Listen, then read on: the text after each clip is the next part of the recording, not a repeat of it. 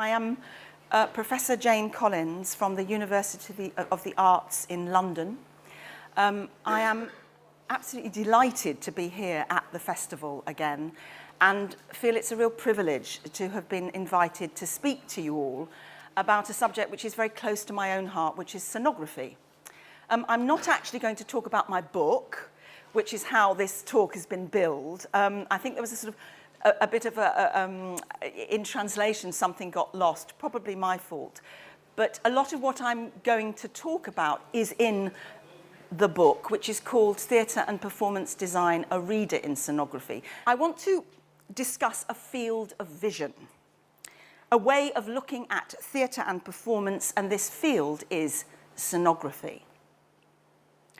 In his call for papers for the 2011 Indian Society of Theatre Research Conference held at Hyderabad University, Professor Anantha Krishna wrote, "We need to confront the materiality of theatre practice, which is a site of far more radical and subversive assertions of freedom than any dialogue or treatise.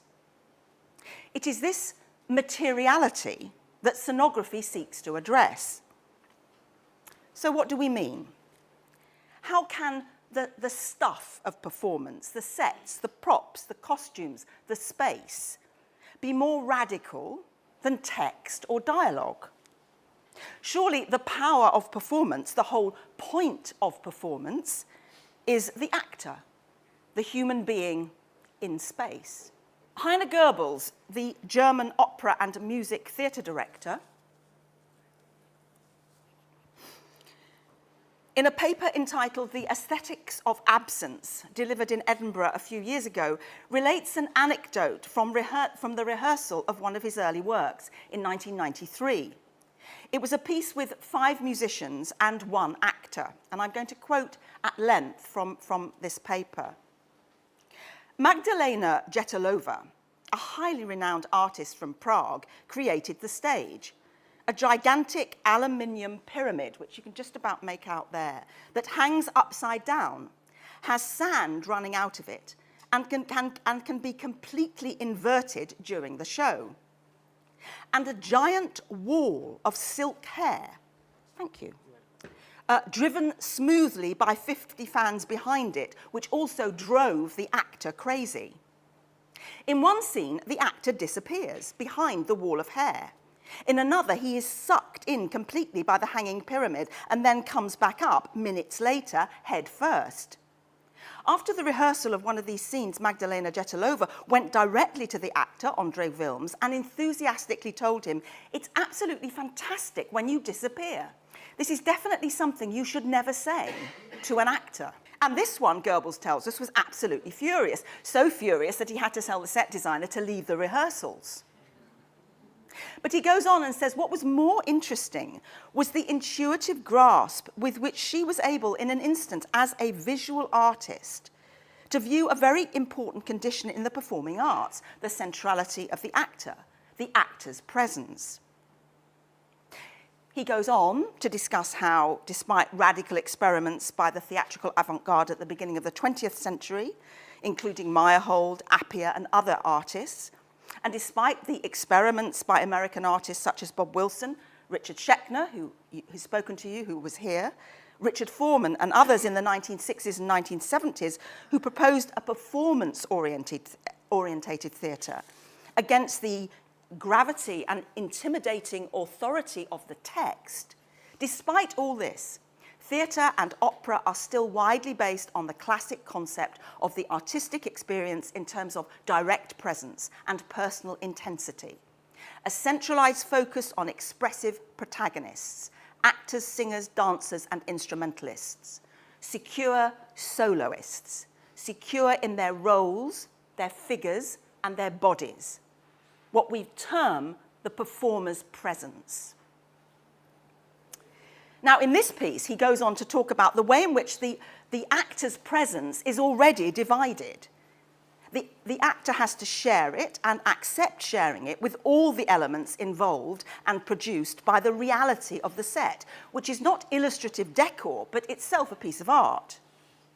The confrontation between the text and the music, the separation between the voice and the body of the actor, the sudden clash between one music and another, the clash between one scene and another. Between these separate elements, as Brecht put it, distances occur, blank spaces for the spectator's imagination. Put simply, scenography insists that all the elements that make up a performance cannot be studied or constructed in isolation. Actor, text, space, visuality, the oral, and the olfactory are all contributory factors to the production of meaning, as is what's been termed the horizon of expectations of the audience, whether local, national, or international. The horizon of expectations of the audience is what you, as an audience, bring to the event. What are your expectations? When you go to a performance event, what do you think theatre is?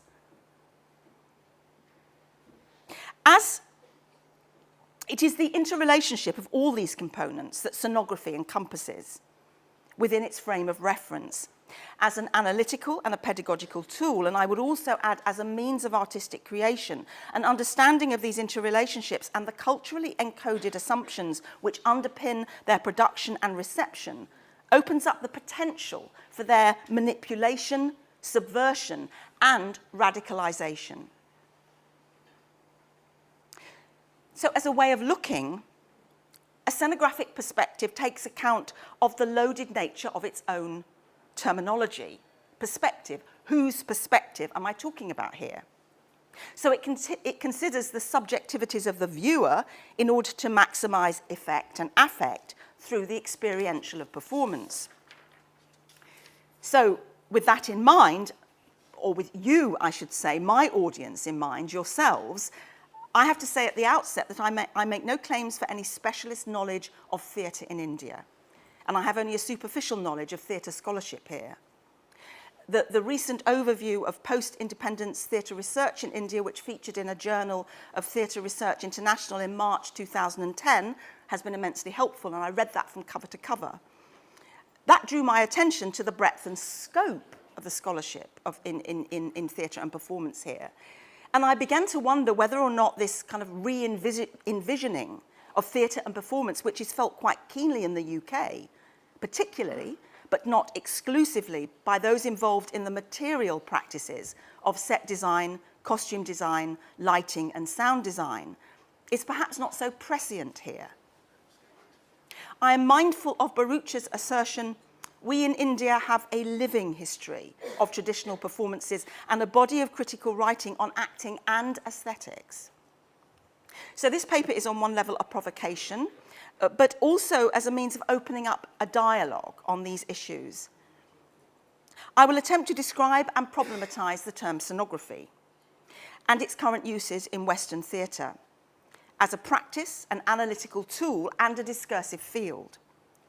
I will also briefly revisit some of the debates around two examples of significant and contentious Anglo-Indian collaborations, one quite recent and one not so recent, but much written about, to see what new light might be shed on them by a scenographic reading. And I ask your patience in advance if along the way I make any false assumptions or simplifications, or I might also add mispronunciations of the complexities of ways of seeing and looking in the vast field of theatre and performance in India. We have a legacy of distrust of spectacle in the UK, an anti-visual, logocentric mindset, an inherited Protestant iconophobia. We don't like images. Maybe it's something to do with not being a Catholic nation. I don't know. The current artistic policy of our National Theatre in London South Bank is to treat the auditoria there as found space. Found space is a subset, if you like, of the site-specific, along with other terms like site-sensitive and site-responsive. It usually infers a pre-existing text which uses the inherent properties of a site, in this instance the architectonic features of the National Theatre auditoria, to enhance meaning. Now, those of you who are not familiar with the National Theatre, it has a kind of brutalist feel to its architecture, concrete, harsh, almost a bunker-like quality in the auditorium. And this is exploited rather than disguised in the design. Now, we distinguish this from site-specific in the sense that site-specific performance is supposedly inextricably linked to the place where it is conceived. Indeed, the meaning of the work evolves out of the place where the work is performed, its histories and current usage. In the words of the American sculptor Richard Serra in relation to his own site-specific public artwork, to move the work is to destroy the work. Now, I have direct experience of this, which is something I'm just going to briefly relate. Some of you may know this. We bought a production here from Hyderabad last year. This is a picture from Hyderabad called Romeo, Juliet and the Security Guard. I was asked to go to Hyderabad to conduct a site-specific workshop. And this work developed and evolved very much out of the environs of the Hyderabad campus with the students. We discussed the ubiquity of security guards. We were interested in the fact that these people, there were so many of them, they became invisible. We wanted to know about their histories, their pasts. We also talked about the students' feeling of not being completely comfortable in the space. They were first-year students. They weren't settled in. The security guards were constantly moving them on. When we were doing our work outside, they were kind of displaced by these security guards who seemed to have authority over the students, but of course not authority over anywhere else. So this work, which was called Romeo, Juliet and the Security Guard, was very much related to Hyderabad. And we used Romeo and Juliet as a sort of holding device to hold the piece together. And it seemed to work very well, and audiences enjoyed it.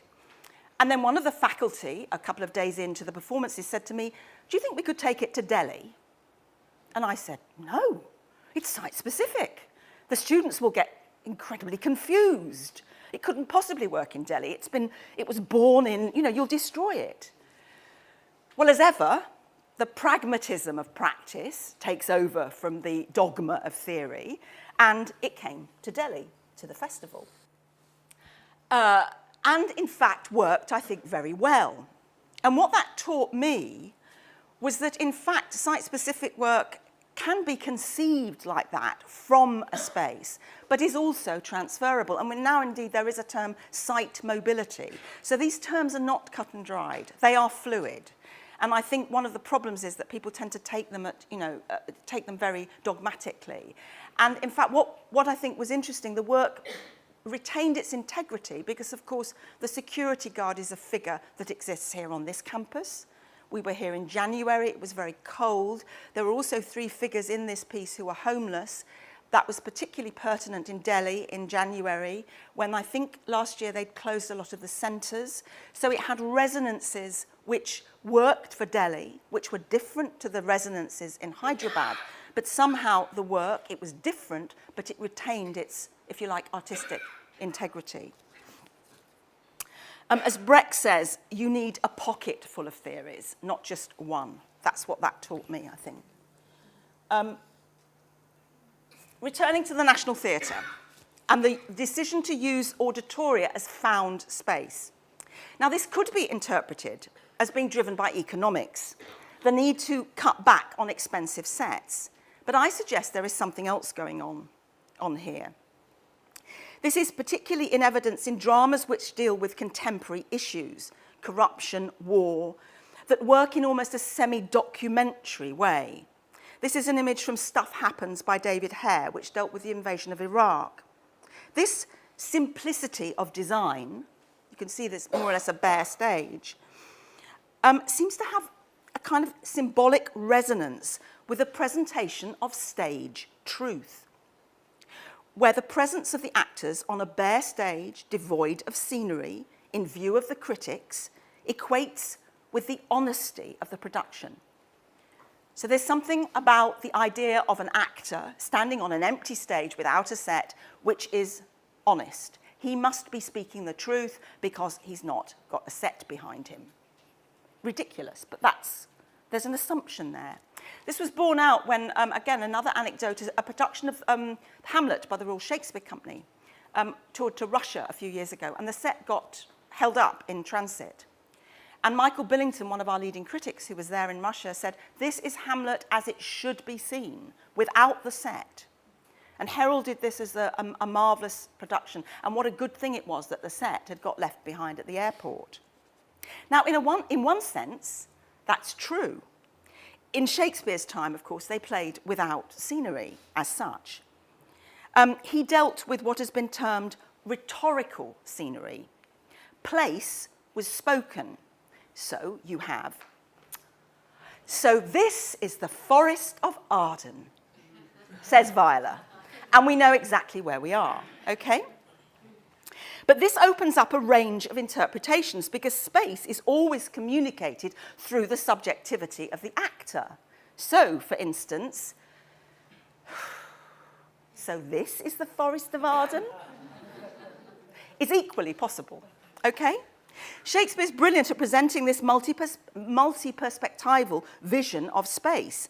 So, for instance, you get the court and the nobles' perspective on the Forest of Arden contrasting to that of the shepherds, which is completely different, not a rural idyll and place of escape, but a place of productivity and work and hardship. Likewise, of course, Hamlet's perspective of the court in Elsinore. But the expectations of a 16th century audience attuned to listening, who may well have picked up those nuances of interpretation, do not necessarily hold for a contemporary audience who are used to place being more materially anchored. So we can't assume that those nuances are going to read for a contemporary audience this is where the horizon of expectations of the audience comes in. You have to kind of think about what your audience is expecting. But the critics' distrust of spectacle has left a legacy of neglect in terms of visual discourse around theatre and performance in the UK. If a performance is successful, the critics tend to credit the director with all aspects of its production. If it fails, they very often blame the designer for over-elaboration. When design is singled out for praise, it's true, for praise or condemnation, it is very rarely analysed. Here is a rare example of the visual actually being foregrounded in a discussion about the way meaning is generated in performance in a production which you probably all know about. In the arguments around Peter Brook's production of Mahabharata, I came upon an essay by the American scholar Marvin Carson, great scholar, a really, really good scholar. And Carlson attempts to bridge both Brooke and Baruch's perspectives on this much contested work.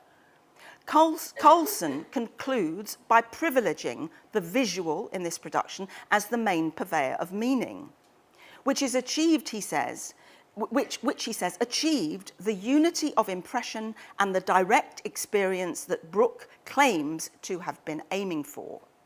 Carlson continues, the brilliant visual imagination of Brooke himself, whose voice, through the brilliant theatrical images of this production, establishes itself as the unifying and controlling one from the very beginning. To this, language was necessarily and properly subordinated, and rightly so. At no point does Carlson attempt to analyse the efficacy of those images, some of which Baruch describes elsewhere as facile theatricality, or interrogate the cultural homogenisation they present to an international audience, or the notion that the visual is appropriate for a piece about India rather than the verbal. They were just brilliant images. Nor does he at any point credit the scenic designer Jean-Guy Lecat with having any part in their creation. They are accredited to Brooke's visual imagination. So how has this lack of discussion of the visual and material elements of performance come about? Well, the dialogic, well-made play, structured along Aristotelian lines by a single author, still dominates much contemporary Western theatre. Aristotle designated spectacle the design and appearance of the stage as the least important element in his hierarchy of the essential components of tragedy, as opposed to the primacy of plot. Nasha Shastra, on the other hand, covers all aspects of performance, with chapters devoted to costumes, props, and stage architecture. In the UK, designers are trained in the visual arts, whereas directors, on the whole, come from the literary traditions of university drama or English departments. And these different educational approaches maintain the word-image schism. Directors, as a general rule, initiate projects with writers and only subsequently engage designers, a situation which has contributed to what we would call the logocentric tradition, becoming embedded in the structure of the industry. We like words, we're suspicious of images. Now, I'm curious as to the extent to which these presumptions and hierarchies were exported as part and parcel of the cultural hegemony of the colonial project. Scenography comes from the Greek scenographica. It is sometimes translated as scene painting or perspective drawing, but is now more frequently understood to mean scenic writing. The term is commonly used in Europe and is increasingly being applied elsewhere to describe a more integrated reading of performance that recognises the role played by all the elements. I've said that. One of the prime advocates for the term to be more widely adopted is the English scenographer Pamela Howard, who in her book What is Scenography argues it is very important to use scenography as a more accurate way of describing the role of the visual artist in the theatre, no longer being a servant, but rather a leader, a creator, or an initiator and collaborator. She seems to want all of those roles, I think.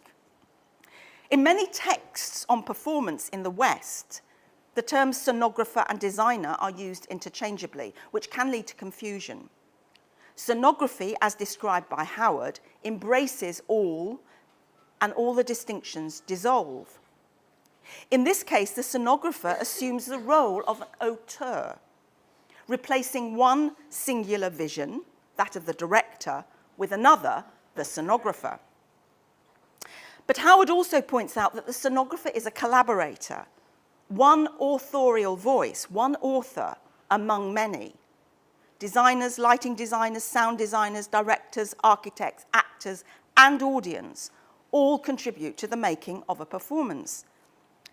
The scenographic is the context in which the work takes place, whether it's building-based, site-specific, or in found space. Does that make all the individual artists who contribute their specialist skills scenographers?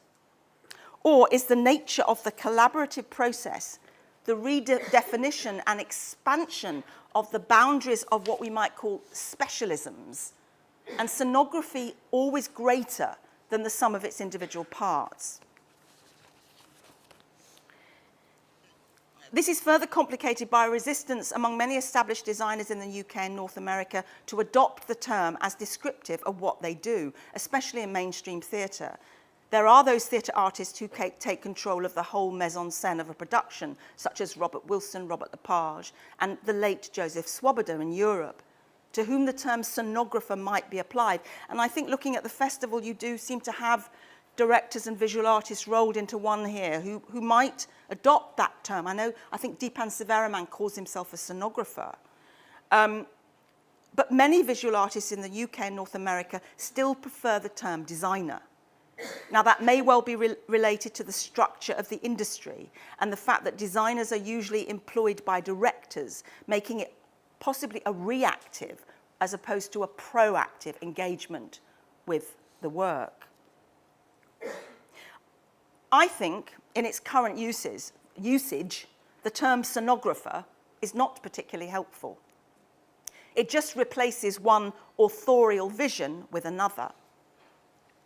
But I suggest the term scenography as an active process, which involves a number of creative inputs working in dynamic juxtaposition, and the scenographic as a frame of reference, as a way of looking at these interrelationships, can be used productively to re-envision performance practice.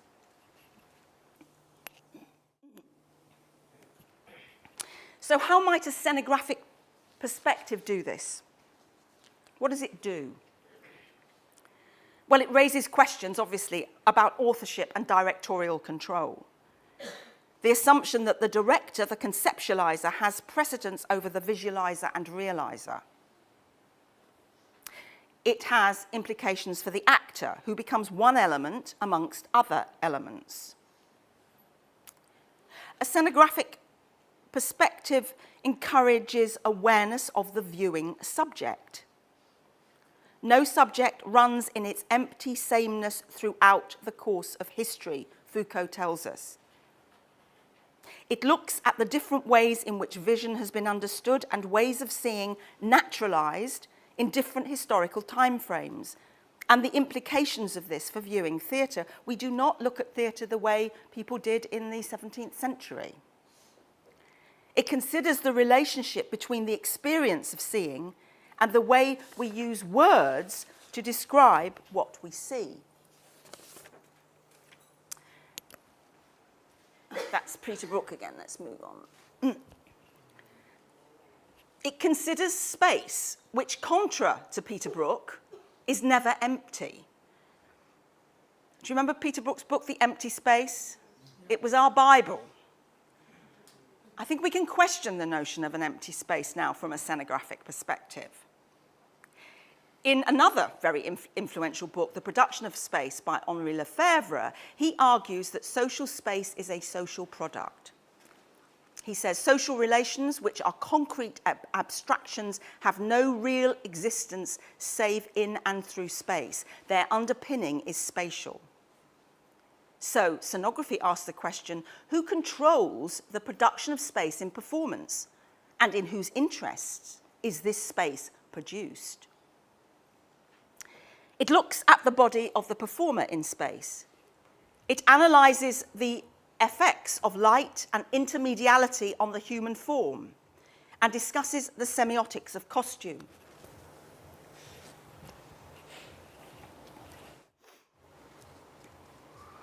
Gilbert and Tompkins, two scholars in the UK, suggest that the loaded nature of costume as a signifier is often underestimated in Western naturalistic drama, and that a deliberately politicized approach to costume recognizes that its apparent neutrality in fact conceals a rhetorical power, both as a semiotic code and in its close relationship to the body.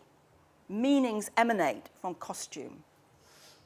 It considers the audience and the production of meaning.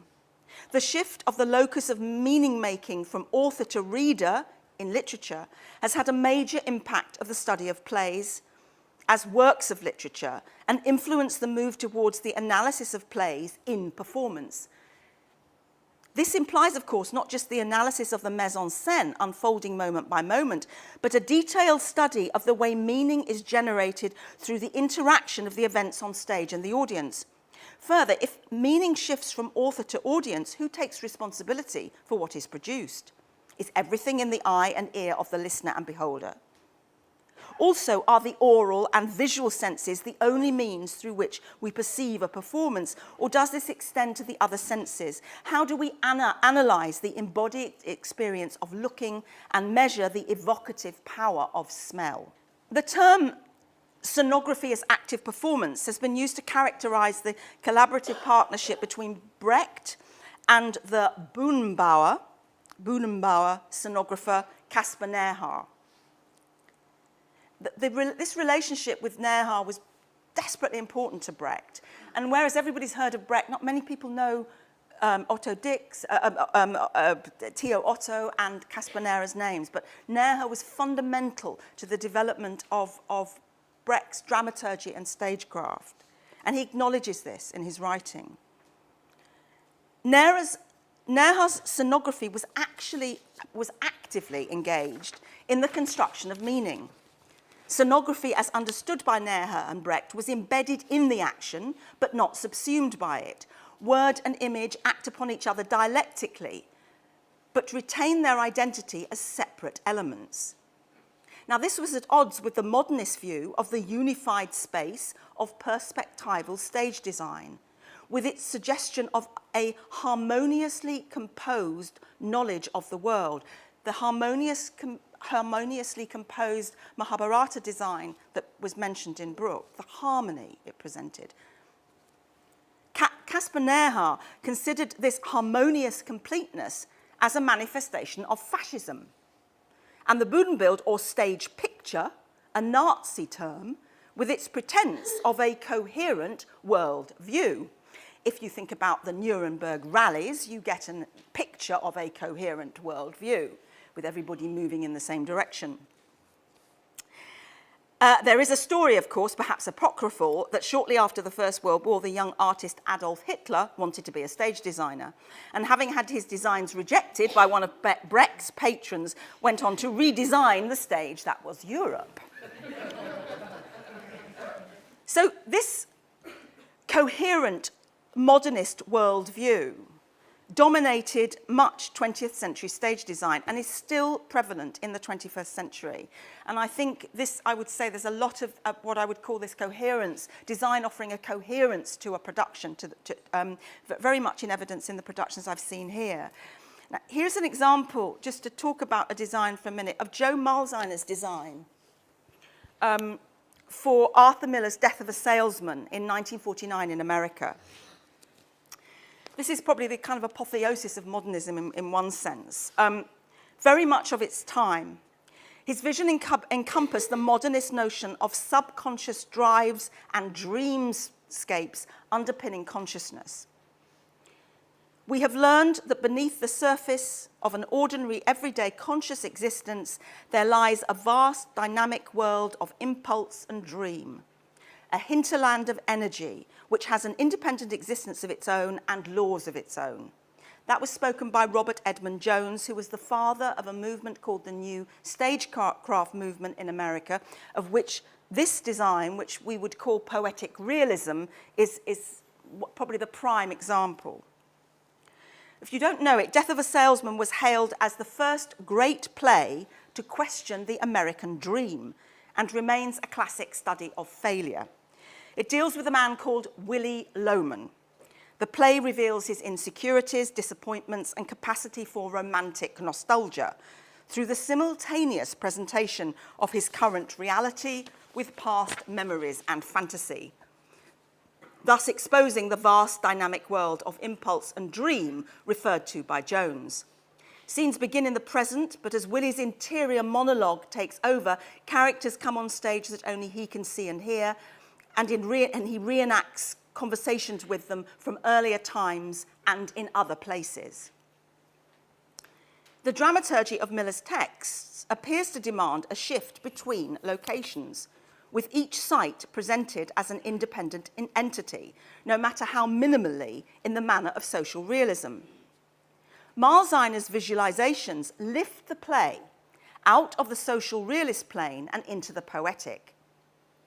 A description of the design now forms part of the text in the published editions of the play, but it's accredited to Miller. Just have a look. You can see how that manifested. That's an actual shot. You just see the outline of the house there. The house was a kind of a frame, just the frame of a house with walls that you could walk through, and there were rules about when they were in the present, the actors obeyed the rules and went through the doors. When they were in the past, you could move through walls, and it used gauzes and light and modern technology to create this sense of a kind of fragile space.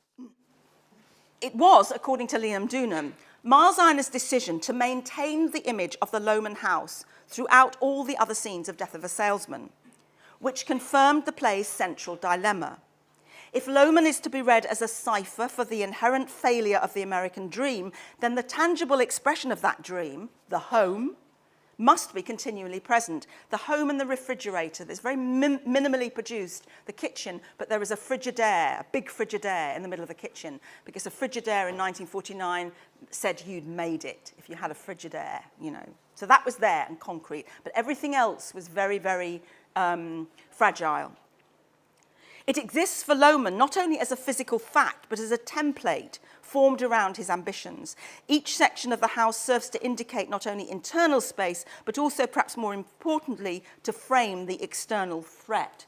You can't see it perhaps so much on this slide, but if I go back outside here, this is his first sort of rough drawings, but he builds this kind of little house is overshadowed by the new skyscrapers which are moving into New York. So the house is kind of overshadowed. It feels as if it's going to fall off the stage. The fragility of the world in which the man has so much invested was manifested through the design. The effect of Malzahner's skeletal structure, which rendered the impermanence not only of human hopes and aspirations, but material reality itself, also elevated the causal and rational exposition of Miller's plot onto a poetic plane, increasing the emotional effect on the audience. So what one is saying is that the iconic status of this production, and it is a major production in the United States, and talked about as a kind of turning point, was as much to do with its materiality, its visualization, the way it actually worked, as to do with Miller's script. Now, that's not to undermine Miller's script, but to say the way in which Malzahner dealt with the script moved the play onto another level. Still within what one would call a modernist design, it has a coherence to it. He pulls everything together. And I think I'm just going to briefly look at some other examples of modernism, just very quickly, because I think this is very much the sort of understanding of design that we carry with us at the moment. So these are designs by Josef Swoboda, the Czech scenographer. Again, his vision is one that pulls everything together, although very minimal. Here's another one using light. Again, it kind of has a coherence to it. This is, I wanted to make the point that modernism isn't just about the proscenium. These are drawings by Grotowski, I hope I've got it right, who was Grotowski's scenographer. He was an architect, actually. And again, a very close relationship between Grotowski. We've all heard of Grotowski, but not many people know about Grotowski. And Grotowski actually was fundamental to the development of the aesthetic, Grotowski's aesthetic. So now, again, these designs or these drawings, which I would put within the modernist canon, that they pull things together, but they're not proscenium. And I think it's interesting that we think we're being terribly kind of avant-garde when we start experimenting with space now. But these experiments were happening a long time ago. Here's another one.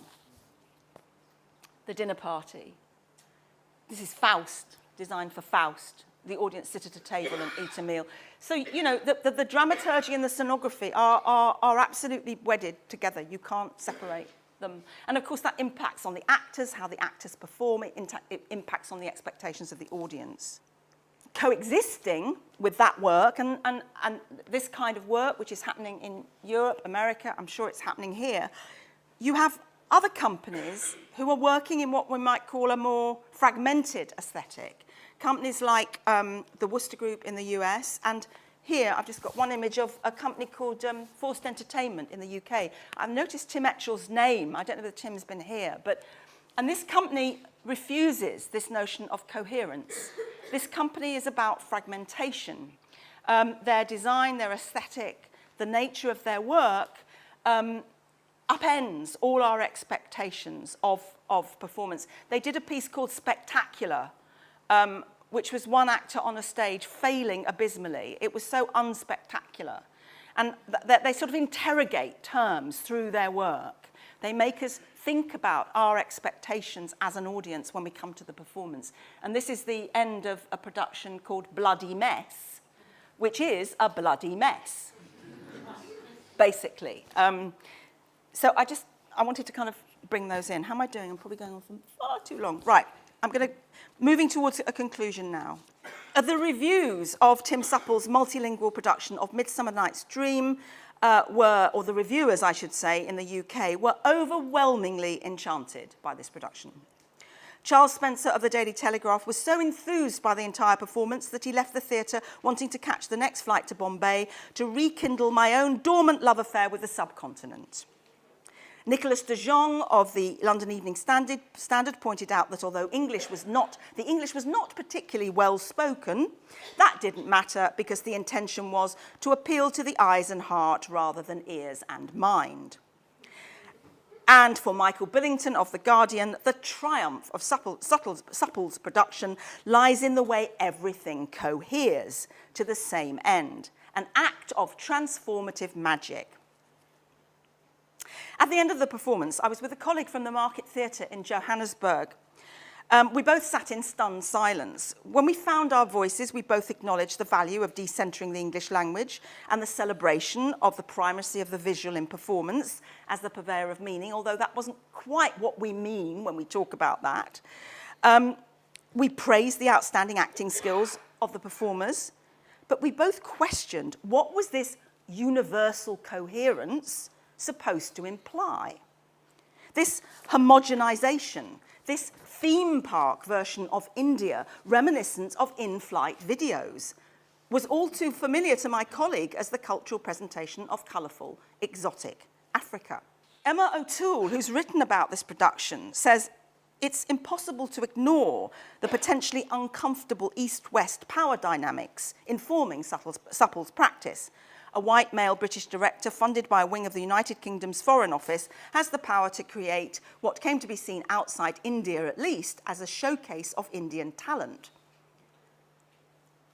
Edward Said has said, from the beginning of Western speculation about the Orient, the one thing the Orient could not do was represent itself. If I understand him correctly, Bharucha, writing in the early 1990s, describes the enormously flexible seeing process of the Indian spectator as potentially one of the contributory factors to, and I quote, our invention of tradition. He goes on to say, at this point in time, one can say that technology has not yet co-opted the visionary possibilities of seeing assumed by our spectators in their viewing myths. But in times to come, as these performances get increasingly commodified, it will be critical to see how the viewing capacities of our spectators will be altered. Will they still be able to see what they choose to see and are willed to see, or will they be numbed into total passivity?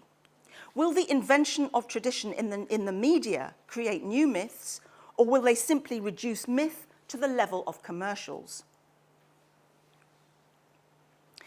It is now accepted that the proliferation of images in a mediatized culture is one of the means by which narratives of power are maintained. In the face of these unitary and homogenized representations of nations and people, live performance can either reinforce this hegemonic discourse or offer up alternative perspectives. As it moved out of India and was presented as international product on the world stage, was Tim Supple's Midsummer Night's Dream, as it's become known, Tim Supple's Midsummer Night's Dream, in all its materiality, a radical subversion of the old myths that circulate about India in the West, or simply a repackaging of them for the global market? What discourses informed the ways of seeing of the audience in the Roundhouse? How did they differ from the way the production was viewed in India? And what agency did these immensely talented performers have over the fashioning of their identities as representative of India as the work moved between continents?